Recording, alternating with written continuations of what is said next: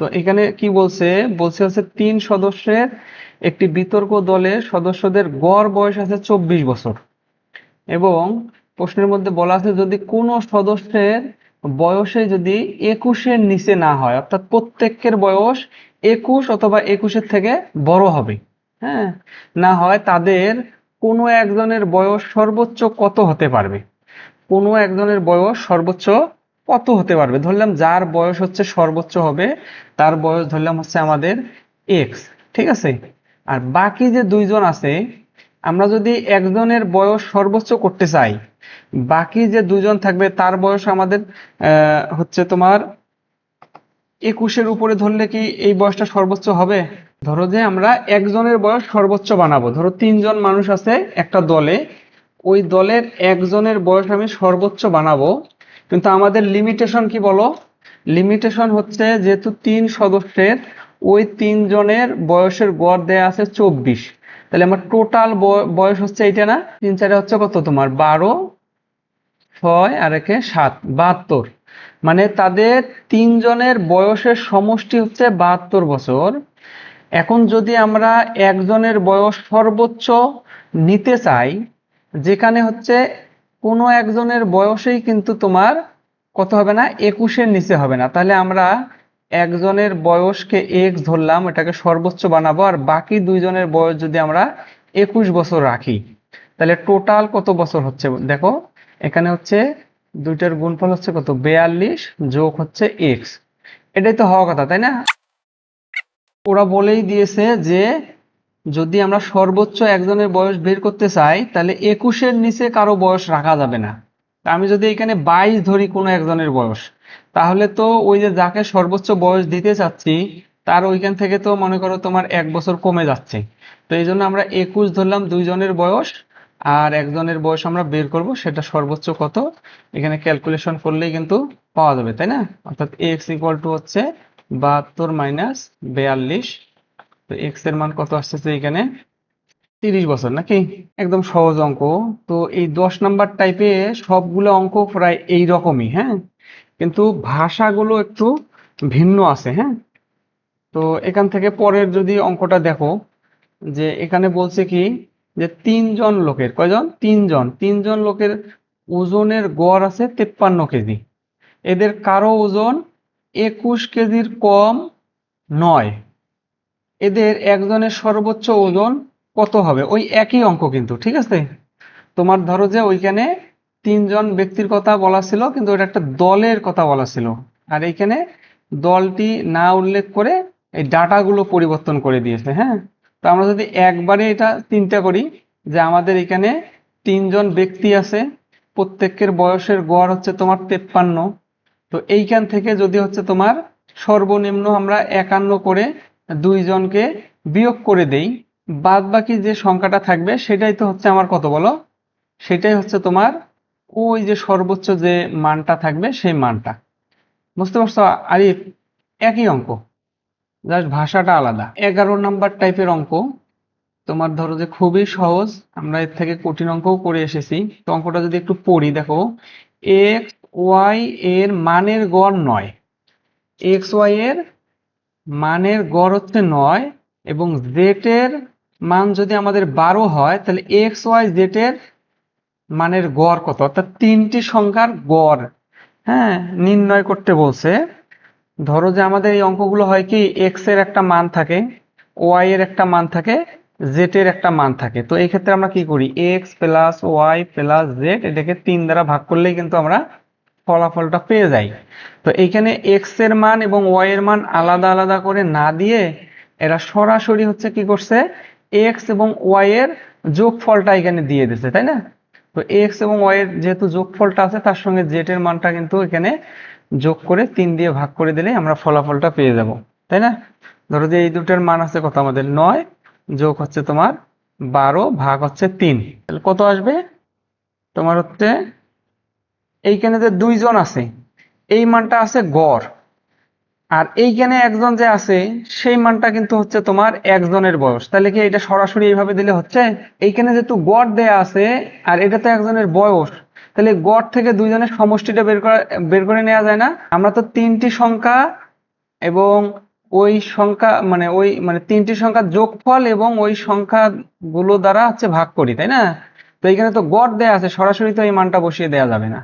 তাহলে এখানে কি করতে হবে? সমষ্টি বের করতে হবে না? কোনো সংখ্যার যদি তোমার হচ্ছে গড় দেয়া থাকে তাহলে তার সমষ্টি নির্ণয় করার সূত্র কি? যে 9 গুণন হচ্ছে 2 জন যেহেতু, তাহলে এই জায়গায় সমষ্টিটা তুমি যদি বের করতে চাও তাহলে সমষ্টির মান হচ্ছে আমাদের কত? 9 গুণন হচ্ছে ওই সংখ্যা দুটি। হ্যাঁ, তাহলে এখানে হচ্ছে 9 গুণন হচ্ছে 2, এই 18 আর হচ্ছে তোমার 12 কত? 30 ভাগ হচ্ছে 3, 10। এই জায়গাটা মূলত এই যে 2 দিয়ে গুণ করতে হয়, অনেকে প্রশ্নটা পড়ে সরাসরি এরকম করে গুণ করে দেয়, যার কারণে মূলত হয়তো প্রশ্নটা ওরা রেখেছে আর কি। পি এবং কিউ এর সমষ্টি হচ্ছে 72, ওই একই অঙ্ক, ঠিক আছে? এই দুইটার সমষ্টি দেয়া আছে এবং আর এর মান দেয়া আছে। আচ্ছা দেখো তো, ওইখানে কি আমাদের গড় কথা বলা ছিল না? এখানে গড় কথা বলা ছিল, আমরা জোর করে ওই গড়টাকে কি করে নিয়েছি, এখানে সমষ্টি তৈরি করে নিয়েছি। কিন্তু এই অঙ্কটার মধ্যে কি বলছে বলো? এখানে কিন্তু সমষ্টি বলছে, ঠিক আছে? এবং আর এর মান দেয়া আছে। পি কিউ আর এর গড় কত, তার মানে এই তিনটার মানেই কিন্তু তোমার এখন হাতে আছে, ঠিক আছে? এখন কিন্তু আমরা সরাসরি কি করতে পারবো, মানে তোমার পি প্লাস কিউ প্লাস আর ডিভাইডেড কত, 3 না? তো এই দুটার যেহেতু সমষ্টি দেয়া আছে, এই দুটার সমষ্টি কত, 72।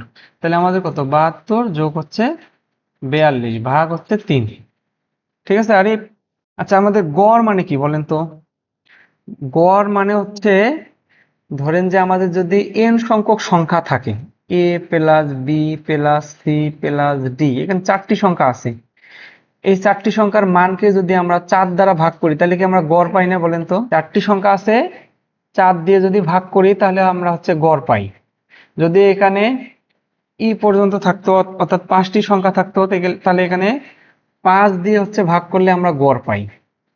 তো এই জায়গায় দেখেন, এই জায়গায় কি বলা আছে, পি এবং কিউ এর সমষ্টি। সমষ্টি মানে কি, যোগফল না? P plus Q equal to কত দেয়া আছে, 72, এবং আর এর মান দেয়া আছে কত, আলাদাভাবে আর এর মান এখানে দেয়া আছে কত, 42। তো আমরা যদি পি কিউ এবং আর এই তিনটা সংখ্যার যদি আমরা কি করতে চাই, গড় নির্ণয় করতে চাই, তাহলে আমরা কি করব, পি প্লাস কিউ প্লাস আর। বুঝতে পারছেন কি এখন? আচ্ছা,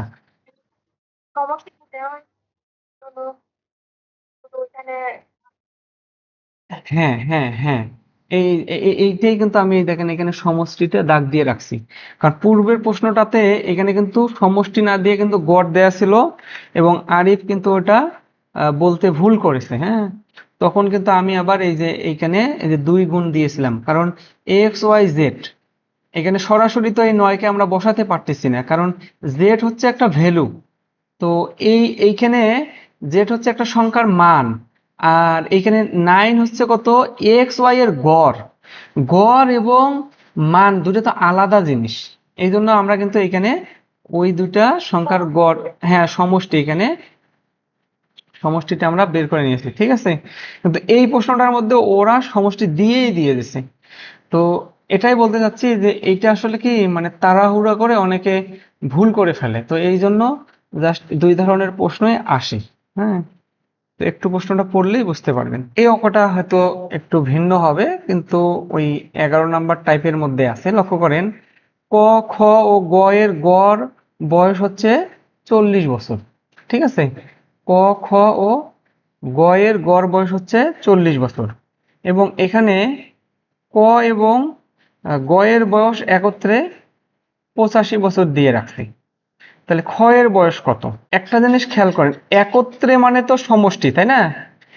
একত্রে মানে হচ্ছে সমষ্টি, আর এইখানে কিন্তু এই তিনজনের আসলে আছে কত, গড়। এখন এই খ এর বয়সটা আমাদেরকে নির্ণয় করতে বলছে ওরা।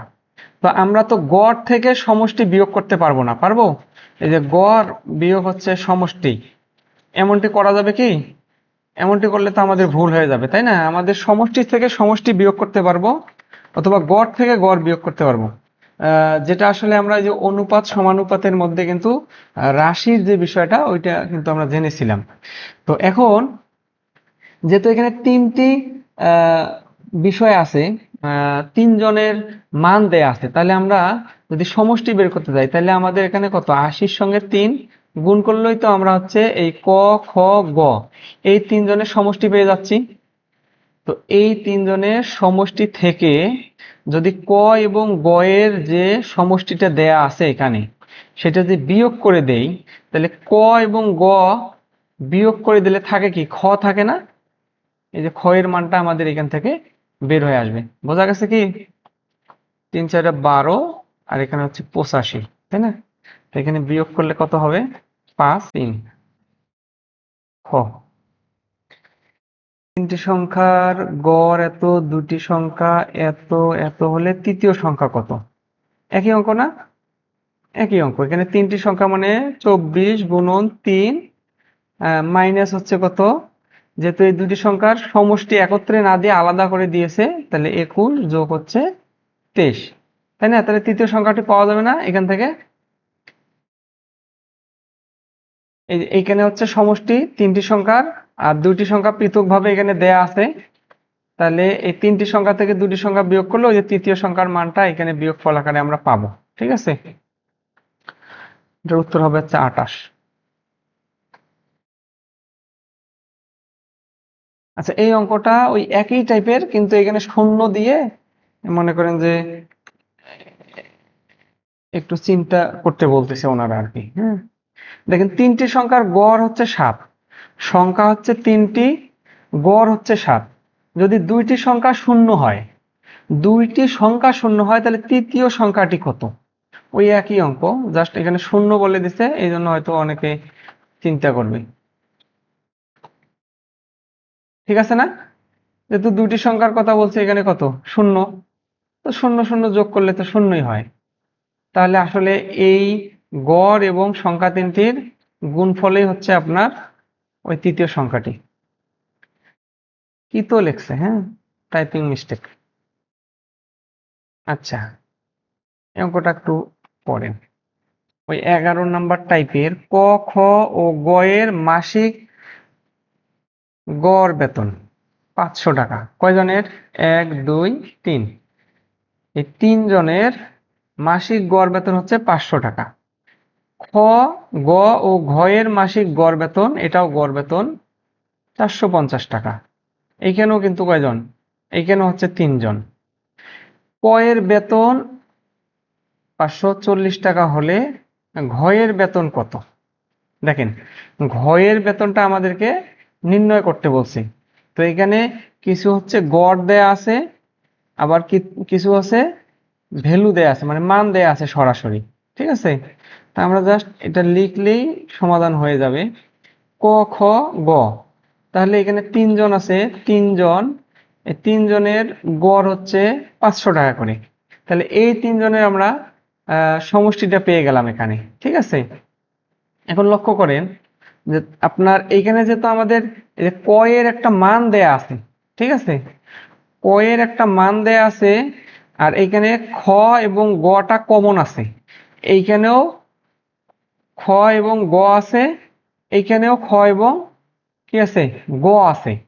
তাহলে এই যে টোটাল মানটা এখানে দেয়া আছে তিনজনের, এইখান থেকে যদি ক এর মানটা আমরা বিয়োগ করে দেই, ক এর মানটা যদি বিয়োগ করে দেই, তাহলে এইটা কার মান বলেন তো? খ এবং গ এর মান না? যদি কঠিন মনে হয়, খুব সহজ, এই যে ক যোগ খ যোগ গ ইকুয়াল টু হচ্ছে 500, আর এই যে ক এর মান দেয়া আছে কত আমাদের, ক এর মান দেয়া আছে 540, তাহলে খ প্লাস গ ইকুয়াল টু হচ্ছে আপনার কত? এটা গড় দেয়া আছে না, বলেন তো?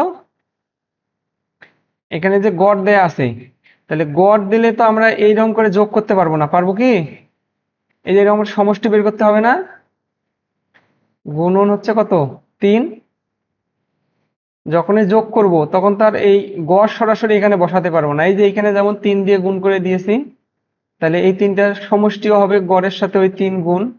তাহলে এখানে থাকলো আমার কত, 3 5 15, সরি, এখানে থাকলো আমার 15,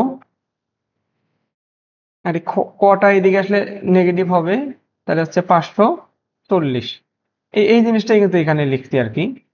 তাহলে এইখানে যদি খ এবং গ এর মানটা আমরা পেয়ে যাই, কত থাকে এখানে বিয়োগ করলে 960। তাহলে খ এবং গ এর মানটা এখানে পেয়ে গেছি। এখানে খ, গ এবং ঘ এর মানটা আছে। তাহলে খ এবং গ এর মানটা যদি এই টোটালটা থেকে বাদ দিয়ে দেয়, তাহলে তো আমরা ঘ এর মানটা পেয়ে যাব, তাই না? তাহলে এখানে হচ্ছে আপনার 450 গুণন হচ্ছে 3, কারণ যেহেতু এখানে 3 জনের মান আছে, এইখান থেকে এই যে খ এবং গ এর মানটা যদি বাদ দিয়ে দেই 960, তাহলে এখানে আমরা যে ফলাফলটা পাবো সেটাই মূলত হচ্ছে উত্তর। বুঝতে পারছেন কি? কঠিন হলে কিন্তু আমি এই অঙ্কগুলো ভেঙে ভেঙে করবো, যে এইরকম করে ক খ গ, এইদিকে আবার মনে করেন যে আপনার কি বলে খ প্লাস গ প্লাস ঘ ইকুয়াল টু হচ্ছে 450 গুণন 3, কারণ সমষ্টি যোগফল, আর যে গড় গুণন সংখ্যা যোগফল। এখন এইখান থেকে যে খ এবং গ এর মানটা আমরা এখানে 960 পেলাম, তাহলে এখানে থাকলো কত, ঘ ইকুয়াল টু হচ্ছে 450 গুণন 3 মাইনাস এই মানটা এইদিকে, পজিটিভটা এইদিকে আসলে কত হবে, নেগেটিভ। তো এইটাই মূলত আসলে বিয়োগ করলে ওই ঘ এর মানটা পাওয়া যায়। ঠিক আছে, 11 নম্বর অঙ্কে কি বললো, পিতা ও পুত্রের বয়সের গড় 40 বছর। আচ্ছা, একটা জিনিস খেয়াল করেন, এইখানে যেখানে ক খ গ দিয়েছে না, সেই জায়গায় শুধু পিতা পুত্রর কথা উল্লেখ করছে। এখানে যদি ক বলতো, এখানে যদি খ বলতো, দেখবেন যে ঘুরে ফিরে আসলে ওই একই অঙ্কর মতো আসতো। এখানে যদি ক খ হইতো, তাহলে এখানে পুত্র কি হইতো, খ হইতো, এবং এখানে মাতা যে আছে সে হইতো গ হইতো। মানে এখানে ক খ গ এর পরিবর্তে এখানে হচ্ছে পিতা পুত্র এবং মাতার কথা ওরা উল্লেখ করছে। ঠিক আছে, সমস্যা নেই। দেখেন, পিতা ও পুত্রের বয়সের গড় 40, তারপরে এদের দুইজনের বয়সের গড় দেয়া আছে কত, 40। মাতা ও ওই পুত্রের বয়সের গড় আবার দেয়া আছে কত, 35। অর্থাৎ এইখানেও দুইজনের গড় দেয়া, এইখানেও হচ্ছে আমাদের দুইজনের গড় দেয়া। মাতার বয়স দেয়া আছে, ঠিক আছে, মাতার বয়স দেয়া আছে কত, 50 বছর। তাহলে পিতার বয়স কত, ওই একই অঙ্ক না? তাহলে এখানে পিতা এবং পুত্র দুইজন, তাহলে 40 গুণন হচ্ছে 2, তাহলে এই যে পিতা এবং পুত্রের বয়সের সমষ্টি এটা। আচ্ছা, এইখান থেকে আমরা বের করব কিসের বয়স, পিতার বয়স বের করব, পিতার বয়স বের করব। যদি পিতার বয়স বের করতে চাই, তাহলে এই সমষ্টি থেকে আমরা এখানে পুত্রের বয়সটা যদি বিয়োগ করে দেই, তাহলে আমাদের উত্তর হয়ে যায় না? এখানে পিতা পুত্রের বয়স বিয়োগ যদি পুত্রের বয়স করি আমরা, তাহলেই তো পিতার বয়স পেয়ে যাব। তো এই পুত্রের বয়সটা কত, সেটার জন্য আমাদের দ্বিতীয় স্টেপে আসতে হচ্ছে। তো এইখানে মাতা এবং পুত্রের বয়সের সমষ্টি দেয়া, মানে গড় দেয়া আছে কত, 35। তাহলে 35 গুণন হচ্ছে 2, তাহলে 35 গুণন 2 দিলে মাতা এবং পুত্রের বয়সের সমষ্টি পেলাম। মাতার বয়স দেয়া আছে কত বছর, 50 বছর।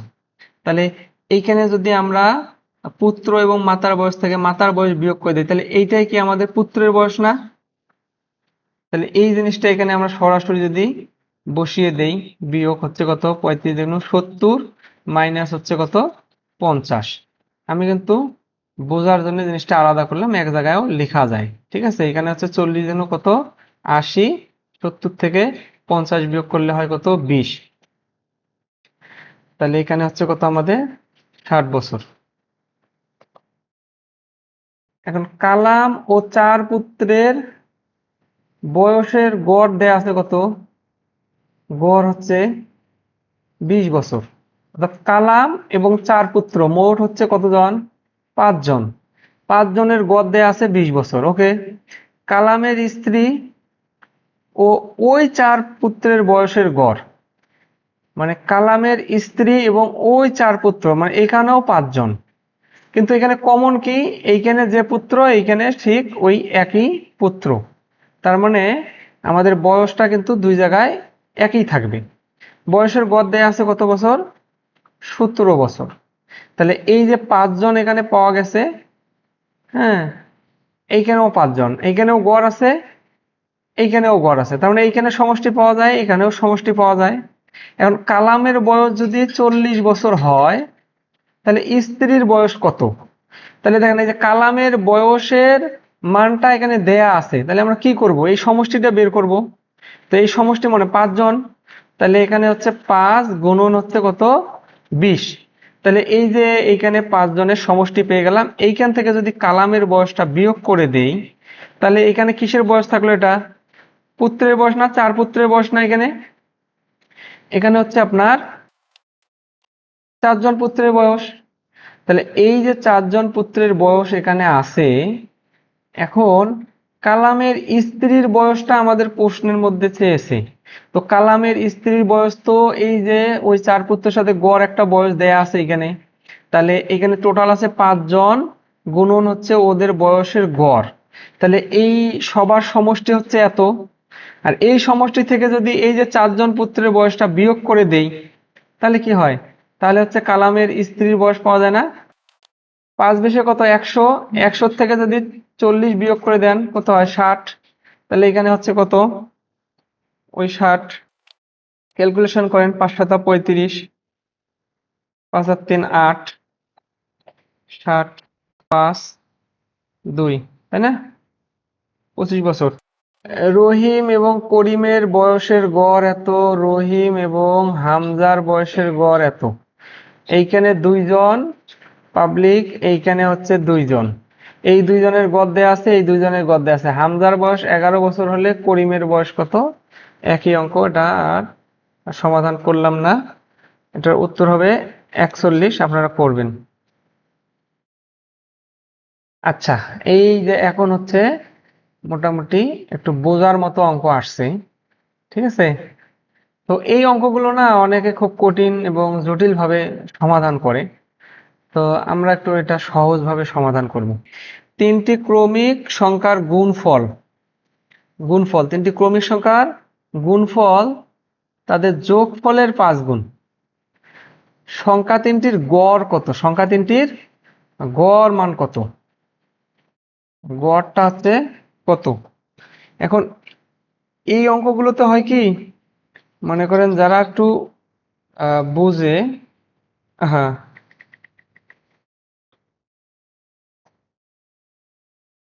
এই গড়টা আমাদেরকে নির্ণয় করতে বলছে। যারা একটু বুঝতে পারে তারা যেটা করে, যেহেতু তিনটা ক্রমিক সংখ্যা বলছে, যে ধরেন যে প্রথম সংখ্যাটি এক্স, তাহলে দ্বিতীয় সংখ্যাটি হবে x+1, তৃতীয় সংখ্যাটি হবে x+2। ডাইজেস্ট বইয়ের মধ্যেও কিন্তু এইভাবেই আছে, হ্যাঁ। তো এইভাবে ধরলে না অঙ্কটা একটু জটিল হবে, ঠিক আছে। আপনারা যেটা করবেন, এইভাবে না ধরে সংখ্যাটাকে ধরবেন। আচ্ছা, এই এই অঙ্কটা করার আগে, আমাদের আর একটা জিনিস জানতে হবে। ওই জিনিসটা জানলে এই অঙ্কটা সহজ হবে, এবং 12 নাম্বার টাইপের কিছু অঙ্ক আছে একদম ওইগুলো পানির মতো সহজ হয়ে যাবে, ঠিক আছে। সেটা হলো কি, আমরা মনে হয় প্রথমের ক্লাসগুলোতে দেখেছিলাম, প্রথমের ক্লাসগুলোতে দেখেছিলাম যে ক্রমিক সংখ্যার আসলে গড়টা কেমন হয়। আচ্ছা, এই তিনটা যদি ক্রমিক সংখ্যা হয়, এই তিনটা সংখ্যার গড় কত হবে, এই যে 1 যোগ 2 যোগ 3। আমি প্রথম ক্লাসে দেখিয়েছিলাম যে আপনার প্রথম পদ যোগ শেষ পদ ভাগ হচ্ছে 2, তাহলে প্রথম পদ 1, শেষ পদ হচ্ছে 3, ভাগ হচ্ছে 2, ইকুয়াল টু কত, 2। তার মানে কি, এই যে ক্রমিক সংখ্যার কথা বললে প্রথম পদ এবং শেষ পদের যোগফলটাকে 2 দিয়ে গুণ করলেই কিন্তু গড় পাওয়া যায়। দেখেন, মানে আসলে ক্রমিক সংখ্যা যদি দুইটা আপনার সরি, যদি ক্রমিক সংখ্যার কথা বলে তাহলে প্রথম পদ এবং শেষ পদকে যদি 2 দিয়ে ভাগ করেন তাহলে কিন্তু আপনি গড়টা পেয়ে যান, ঠিক আছে। তাহলে গড়টা পাওয়া যায়। বাদবাকি আপনার যদি এখানে n সংখ্যক ক্রমিক সংখ্যা থাকে, n সংখ্যক যদি ক্রমিক সংখ্যা থাকে, তাহলে ওই n সংখ্যক সংখ্যার মাঝখানে যে সংখ্যাটা থাকবে সেটাই কিন্তু ওই সংখ্যাগুলোর গড়। সাইবুল ভাই কি ক্লিয়ার? যদি হচ্ছে আপনার n সংখ্যক সংখ্যা এবং সেটা বেজোড় হয়, বুঝতে পারছেন, n সংখ্যক বেজোড় সংখ্যা যদি হয় তাহলে তাদের মধ্যবর্তী যে সংখ্যাটা থাকবে সেটাই হচ্ছে ওই সংখ্যাগুলোর গড়। যেমন ধরেন এখানে 1 2 3, 1 2 3 কে যোগ করলে কত হয়? 3 আর 2 কত? 5 আর 1 6, তাহলে 6 ভাগ হচ্ছে 3 কত? 2 না? তাহলে প্রথম পদ এবং শেষ পদ এটাকে যদি 2 দিয়ে ভাগ করেন তাহলেও 2 পাচ্ছেন। আবার এই সবগুলো যোগফলকে 3 দ্বারা যদি আপনি হচ্ছে ভাগ করেন তাহলেও 2 পাচ্ছেন। আবার যেহেতু এগুলা বেজোড় সংখ্যক ক্রমিক সংখ্যা, এদের মধ্যবর্তী যে সংখ্যাটা আছে সেটাও কিন্তু গড়। তার মানে এটা গড়, আপনার সমষ্টিকে সংখ্যা দ্বারা ভাগ করলে সেটাও গড়, আবার প্রথম পদ এবং শেষ পদকে 2 দ্বারা ভাগ করলে সেটাও গড়।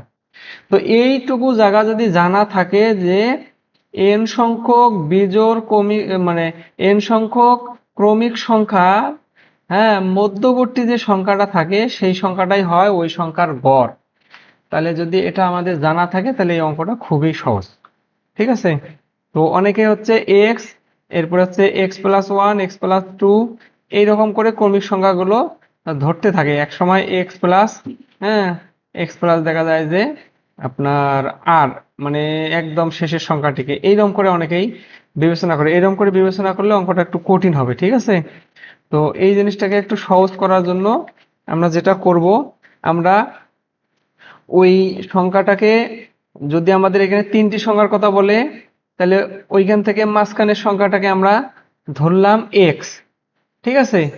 এবং তাহলে এক্স যদি এটা হয় তার পরবর্তী সংখ্যাটা কি হবে? এক্স প্লাস ওয়ান, এবং এর পূর্ববর্তী সংখ্যাটা হবে কি? X minus one. কথা কি ঠিক কিনা সাইফুল ভাই? ক্রমিক সংখ্যা না?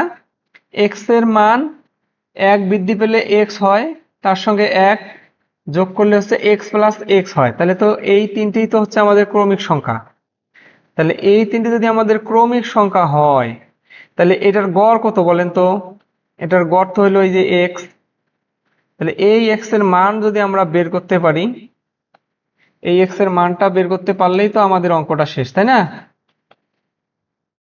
এখন আমরা যাব হচ্ছে ওদের প্রশ্নের মধ্যে।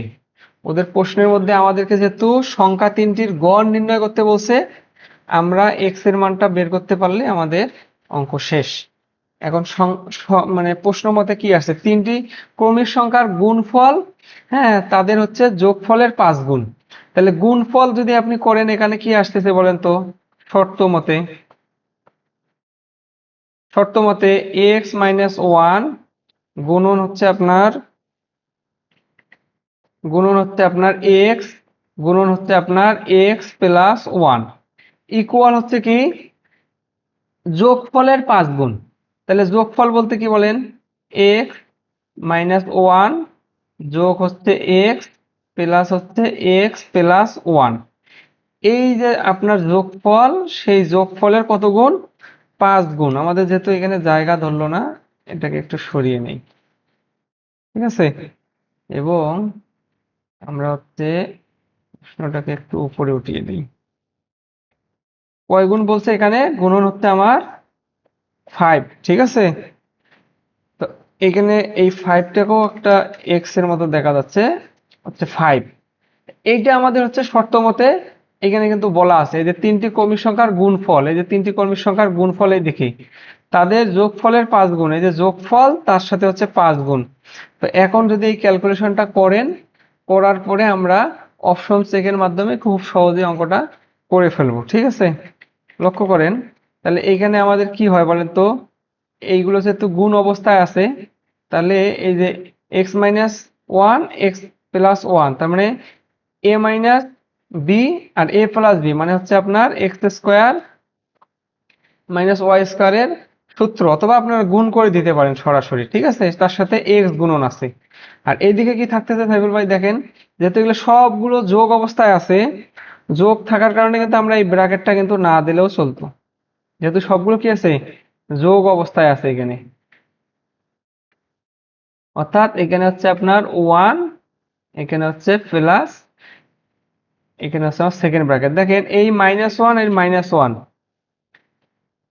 এই মাইনাস ওয়ান আর এই মাইনাস প্লাস ওয়ান, তাহলে শূন্য হয়ে যাচ্ছে। আর এইখানে আমাদের এক্স এক্স এক্স মানে 3টা এক্স, তাই না? তার সাথে গুণ আছে আমাদের কত? 5, তাহলে 3 5 15, 15x। লক্ষ্য করেন এই এক্স আর এই এক্স কিন্তু কাটা যায়, তাই না? এক পাশে যে কোনো এক পাশে যদি ভাগ করে দিই, তাহলে আমাদের এখানে থাকে কত বলেন তো? থাকে হচ্ছে আমাদের x square minus 1 equal to হচ্ছে 15। এইটুক জায়গা হলেই আমাদের অঙ্কটা শেষ হয়ে যায়, কারণ আমাদের এক্স এর মানটা বের করতে পারলেই তো আমাদের অঙ্ক শেষ, তাই না?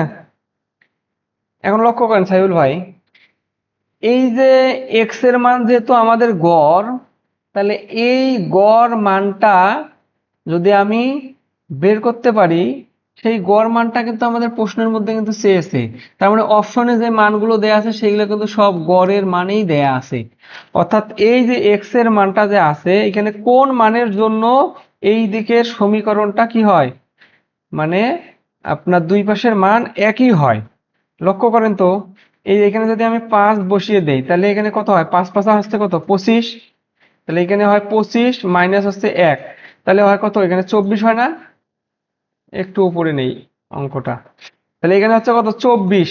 আর এইদিকে থাকলো আমাদের কত? 15। তো এটা তো নট ইকুয়াল, তার মানে এই মানটা তো 5 হইতেই পারবে না, তাই না? কারণ এক্স স্কোয়ার মাইনাস 1 এর মানটা আমাদের 15 হতে হবে, তাইলে না এই সমীকরণটা আমাদের ঠিক আছে।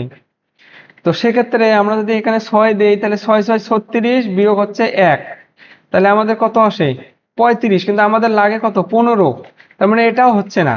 তাহলে এই অপশন উত্তর না, এই অপশন উত্তর না। এখন যদি 4 এখানে বসান, 4 4 হচ্ছে 16 মাইনাস 1, তাহলে এখানে কত আসে? 15। তাহলে এই যে এদিকে 15 আসলো, আর এই দিকেও আমাদের কত আছে? 15 আছে, ঠিক আছে? তাহলে আমাদের এই সমীকরণটা দুই পাশেই যেহেতু একই মান আসতেছে, তার মানে আমাদের এই 4ই কিন্তু হচ্ছে আমাদের উত্তর হবে, ঠিক আছে? যদি বিশ্বাস না হয় তাহলে 3টা এখানে প্রয়োগ করেন, তাহলে 3 তিরিকে কত? 9 মাইনাস 1, তাহলে কত আসে এখানে? 8। কিন্তু আমাদের সমীকরণের এদিকে আছে কত? 15, ঠিক আছে? তার মানে হচ্ছে আমাদের এটাও সত্য না, অর্থাৎ এখানে গ হচ্ছে উত্তর। তাহলে এই অঙ্কটার সামারি যদি আমি বলি, 1 নাম্বার হচ্ছে ক্রমিক সংখ্যাগুলো যদি বেজোড় সংখ্যক হয়, তাহলে তার মধ্যবর্তী যে সংখ্যাটি থাকবে সেই সংখ্যাটি হবে তাদের গড়। যদি x x plus 1 x plus 2 ধরেন, তাহলেও গড় হচ্ছে মধ্যের সংখ্যাটি। যদি এক্স মাইনাস 1 এক্স এবং এক্স প্লাস এস ধরেন, তাহলে সেই ক্ষেত্রেও হচ্ছে গড় হচ্ছে মধ্যের সংখ্যাটি। তাহলে যদি মধ্যের সংখ্যাটি গড় হয়, তাহলে তো সরাসরি এই ক্ষেত্রে এক্স এর মানটা বের করা মানেই হচ্ছে আমাদের রেজাল্ট। তো শর্ত মতে আমাদের কি বলছে? 3টি ক্রমিক সংখ্যার গুণফল। তাহলে 3টি ক্রমিক সংখ্যার গুণফল এখানে লিখলাম, তাদের যোগফলের 5 গুণ। তাদের যোগফল এখানে যে 3টি সংখ্যার যোগ করলাম এবং ওই সংখ্যাগুলোকে 5 দ্বারা কি করলাম? গুণ করলাম। এইটার কি বলছে? সমান বলছে, তাই না? তাহলে আমাদের আচ্ছা গড়টা হচ্ছে কত?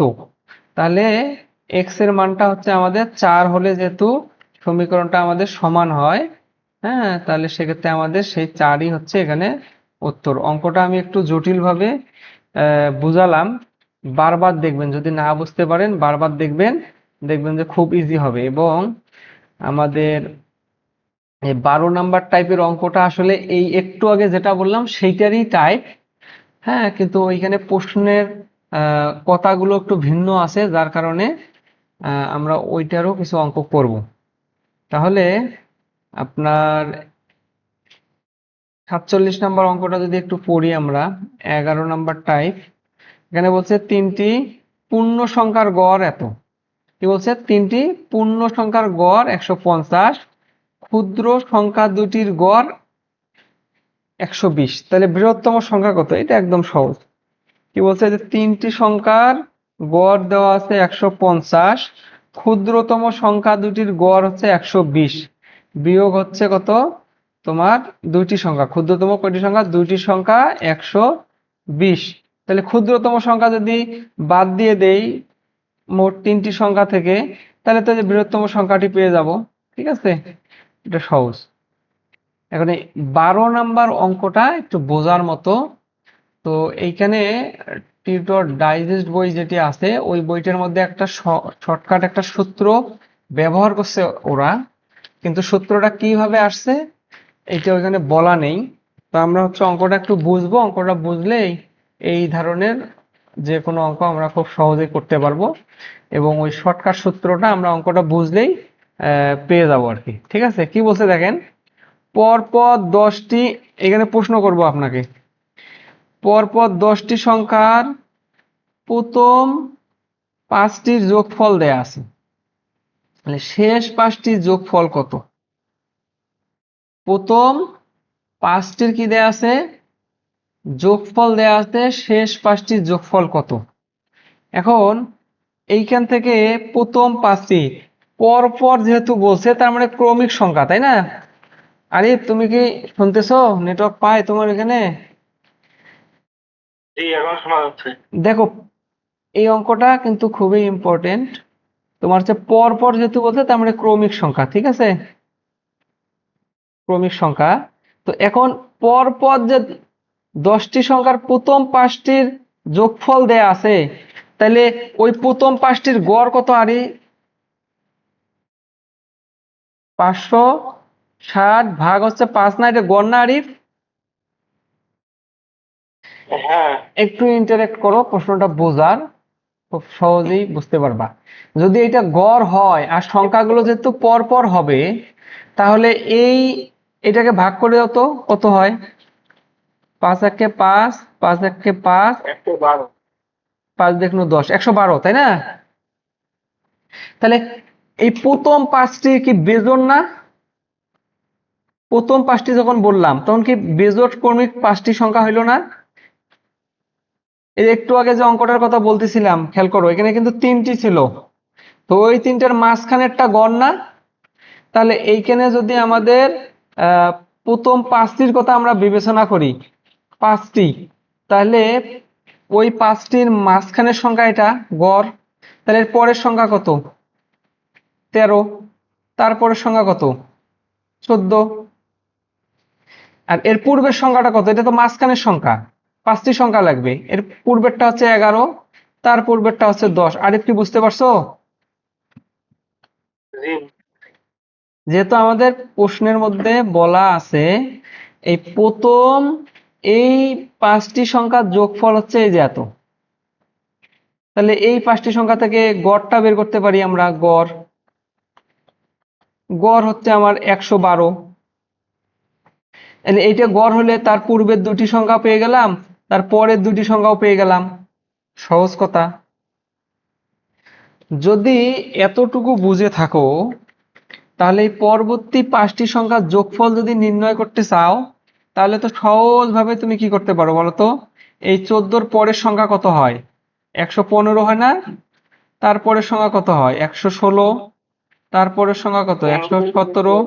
তারপর কত? 118। তারপরে কত? 119, তাই না আরিফ? এই তিনটি সংখ্যার এই তিনটি সংখ্যার যোগ করে দিলেই কিন্তু উত্তরটা পেয়ে যাবা। এই তিনটি সংখ্যার যোগ করে দিলেই উত্তরটা পেয়ে যাবা। কিন্তু এই অঙ্কটা খুবই শর্টকাট ওয়েতে করা যায়, সেটা আমরা একটু খেয়াল করি। এটাই কিন্তু উত্তর, ঠিক আছে? এগুলো যদি যোগ করে দাও, সেটাই হচ্ছে এখানে উত্তর। তো এইখানে একটা জিনিস খেয়াল করো, এইটা যদি প্রথম সংখ্যা হয়, এটা কি ষষ্ঠ সংখ্যা না আরিফ? এটা ষষ্ঠ সংখ্যা না? তাহলে প্রথম সংখ্যা থেকে ষষ্ঠ সংখ্যার ডিফারেন্সটা কত বলতো? এটা যেহেতু ষষ্ঠ সংখ্যা, তাহলে এখানে 5, 5 না? তাহলে দ্বিতীয় সংখ্যার থেকে সাথে এই যে সপ্তম সংখ্যার ডিফারেন্স কত হবে আরিফ? এটাও 5 হবে না বলতো?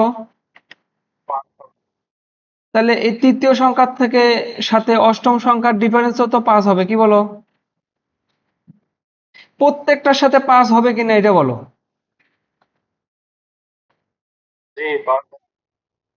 পাঁচই তো হবে, কারণ এইটা এইটা হলো 5 নাম্বার থেকে শুরু, তারপরে তো এখানে এক এক করে বৃদ্ধি পেয়েছে, এইখানেও এক এক করে বৃদ্ধি পেয়েছে। তাহলে একটা ডিফারেন্স যদি তুমি বের করো, তাহলে তো সবগুলো ডিফারেন্স তো একই হবে।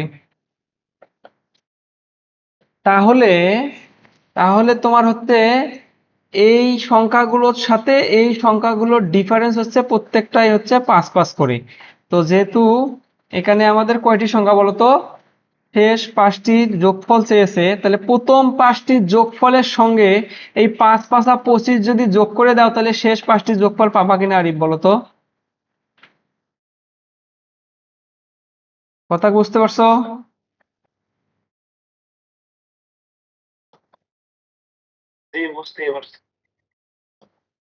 দেখো, এইগুলো যোগফলের সাথে এইগুলো যোগফল কত?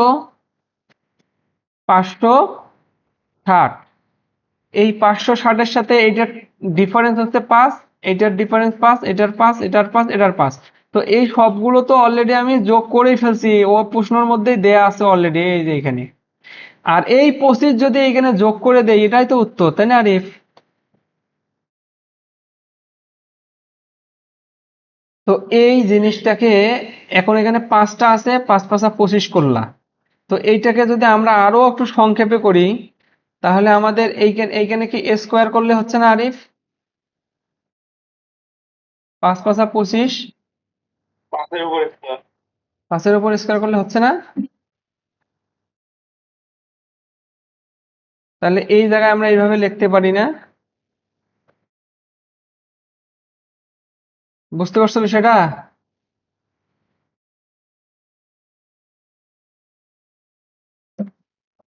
আচ্ছা, এখন বিষয়টা হলো পরবর্তী যে হ্যাঁ, মানে ওই যে তোমার এখানে দুইটা ভাগ হয়েছে না? দুইটা ভাগ হয়েছে না এখানে? আচ্ছা, যদি এখানে আরিফ আর একটা হইতো, বুঝছো? এখানে যদি আর একটা সংখ্যা হইতো, 6টা হইতো, বুঝতে পারছো? যখন 6টা হইতো তখন কি আমরা এই মাঝখানের এই সরাসরি গড়টা পেতাম কি এখানে? তখন কিন্তু আর সরাসরি গড় পেতাম না আরিফ। আমরা কিন্তু ওই জন্য ওই অঙ্কটার মধ্যে বলে আসছি এখানে যে বিজোড় সংখ্যক যদি সংখ্যা হয় তাহলে ওদের মাঝখানের সংখ্যাটাই কিন্তু গড় হয়। যদি এখানে জোড় সংখ্যক হইতো তখন তো তুমি মাঝখানের সংখ্যাই পেতা না। দেখো, 1 2 3 4, তাহলে এখানে মাঝখানে কোনো সংখ্যা আছে? মাঝখানে তো কোনো সংখ্যা নাই এখানে। তার মানে কি, মাঝখানে সংখ্যা নাই মানে এইটার গড় হবে একটা ভগ্নাংশ সংখ্যা। বুঝতে পারছো আরিফ? এই দেখো, ওই যে 4 আর 1 5 না, 5কে 2 দিয়ে ভাগ করলে কত হয়? 2.5। তার মানে এইখানে বেজোড় সংখ্যক হলেই কিন্তু এই ঘটনাগুলো ঘটতেছে, এবং এই অঙ্কটা কিন্তু ওইভাবেই বিবেচনা করে দেয়া। অন্যথায় কিন্তু এখানে অনেক ঝামেলা আছে। বুঝতে পারছো? আমরা নেক্সট আরেকটা অঙ্ক দেখি, সহজ হবে। দেখো, তোমার হচ্ছে কি বলছে, 6টি পরপর পূর্ণ সংখ্যা দেয়া আছে, প্রথম তিনটির যোগফল হচ্ছে 27, শেষ তিনটির যোগফল কত? একই অঙ্ক না? প্রথম তিনটির যোগফল যদি 27 হয় তাহলে পরবর্তী তিনটির যোগফল কত? দেখো, এখানেও কিন্তু বেজোড় সংখ্যক আছে আরিফ, খেয়াল করছো? এখানেও কিন্তু ওরা ওই বেজোড় সংখ্যকই বলছে। তাহলে সহজ কথা কত? 27 যোগ হচ্ছে তোমার কত? এখানে তিন তিন তিন দিছে না? তাহলে ওই যে 3-এর উপর স্কোয়ার হবে না আরিফ? বুঝতে পারছো কি? 3 3 কত? 9। হ্যাঁ, তাহলে কত? 27 যোগ হচ্ছে 9, কত হয়? 36। তো এই ডিফারেন্সটা কেন এরকম হচ্ছে সেটা, এই যে এইখানে এই জায়গাটা ভিডিওটা আবার একটু দেখিও, যদি আর কি বুঝতে কষ্ট হয় তাহলে আর কি সহজেই বুঝতে পারবা। কারণ এই জিনিসটা মূলত তোমার দুইটা ভাগে ভাগ করছে, তো এই জন্য আর কি এই জিনিসটা মিলে যাচ্ছে আর কি, যেহেতু ডিফারেন্সও সবসময় সমান থাকতেছে। তো এই ছিল হচ্ছে গড়ের অঙ্ক। আমাদের নেক্সট যে অধ্যায় সেটা হচ্ছে তোমার ঐকিক নিয়ম।